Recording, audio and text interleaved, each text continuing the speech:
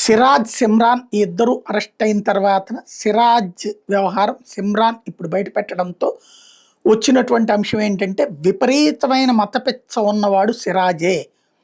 భారతదేశాన్ని మతరాజ్యం కింద మార్చాలి అంటే ఇక్కడ ఉన్నటువంటి వాళ్ళ ప్రాణాలు తీయాలా, భయపెట్టాలా, వణికించాలా, అప్పుడే జరుగుతుంది అన్నటువంటి ఫీలింగ్ వీడికే ఉందట.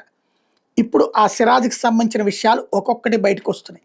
ఎవరైతే ఆర్థికంగా ఇబ్బందుల్లో ఉన్నటువంటి ముస్లిం యువకులు, ఎవరికైతే ఈ భావోద్వేగభరితమైనటువంటి ఫీలింగ్స్ ఉంటాయో సోషల్ మీడియాలో వాళ్ళని చూసి సిగ్నేచర్ యాప్ ద్వారా, మిగతా యాప్స్ ద్వారా అయితే దొరికిపోతారని చెప్పేసి సిగ్నేచర్ యాప్స్ ద్వారా ప్రత్యేకించి ఫాలో అవుతూ వాళ్ళతో స్నేహం చేస్తూ వాళ్ళతో మీటింగ్లు ఏర్పాటు చేసినోడే సిరాజు.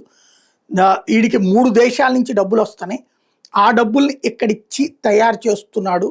వీడిని ఎవరు నడిపిస్తున్నారో నాకు తెలియదు అని చెప్తున్నాడు. అంటే వీడు విదేశాలతో నేరుగా కాంటాక్ట్ పెట్టుకుని చేస్తున్నటువంటి ఉగ్రవాదానికి సంబంధించిన ఆధారాలు ఇప్పుడు బయటపడ్డాయి.